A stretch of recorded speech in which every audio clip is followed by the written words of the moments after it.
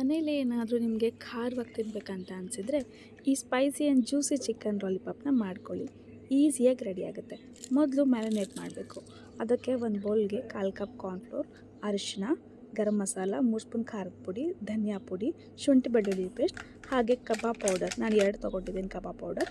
ಹಾಗೆ 2 ಮೊಟ್ಟೆ, tomato ketchup, ಹಾಗೆ ವಿನೆಗರ್, ಸೋಯಾ ಸಾಸ್.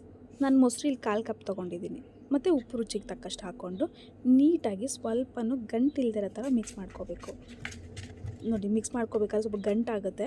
ಆ ಗಂಟಿದ್ರೂ ಹಾಗೆ ಹೊಡ್ಕೊಳ್ಬೇಕು ಸ್ಪೂನಲ್ಲೇ. ನೀಟಾಗಿ ಮಿಕ್ಸ್ ಮಾಡ್ಕೋಬೇಕು. 1/4 kg ಚಿಕನ್ ಲಾಲಿಪಾಪ್ ತೊಗೊಂಡಿದ್ದೀನಿ. ಚಿಕನ್ ಲಾಲಿಪಾಪ್ನ ನೀಟಾಗಿ ವಾಶ್ ಮಾಡ್ಕೊಂಡು ಹಾಕಿದ್ದೀನಿ. ಸೊ ನೀಟಾಗಿ ಹಾಕಿ ಮಿಕ್ಸ್ ಮಾಡಿಕೊಂಡು ಕೊನೆಯದಾಗಿ ಕರ್ಬೇವಿನ ಸೊಪ್ಪು ಹಾಕ್ಕೊಂಡು ನೀಟಾಗಿ ಮಿಕ್ಸ್ ಮಾಡ್ಕೊಂಡು ಅರ್ಧ ಗಂಟೆ ಸೈಡಲ್ಲಿ ಎತ್ತಿಡಿ. ನಾನು ಒಂದು ಅರ್ಧ ಗಂಟೆ ಇಟ್ಟಿದ್ದೀನಿ. ನೀವು 1 ಅವರ್ ಇಡ್ಬೋದು. ತುಂಬ ಸಾಫ್ಟಾಗಿ ಜ್ಯೂಸಾಗಿ ಆಗುತ್ತೆ.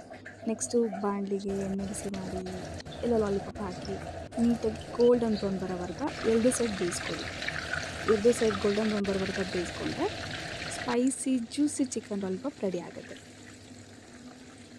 ಬೇಗ ರೆಸಿಪಿ ಟ್ರೈ ಮಾಡಿ. ಹೇಗಿತ್ತು ಅಂತ ಕಮೆಂಟ್ ಬಾಕ್ಸಲ್ಲಿ ತಿಳಿಸಿ. ಇದೇ ರೀತಿ ಫುಡ್ ರೆಸಿಪೀಸ್ಗೆ ನನ್ನ ಪೇಜ್ನ ಫಾಲೋ ಮಾಡ್ಕೊಳ್ಳಿ. Thank you.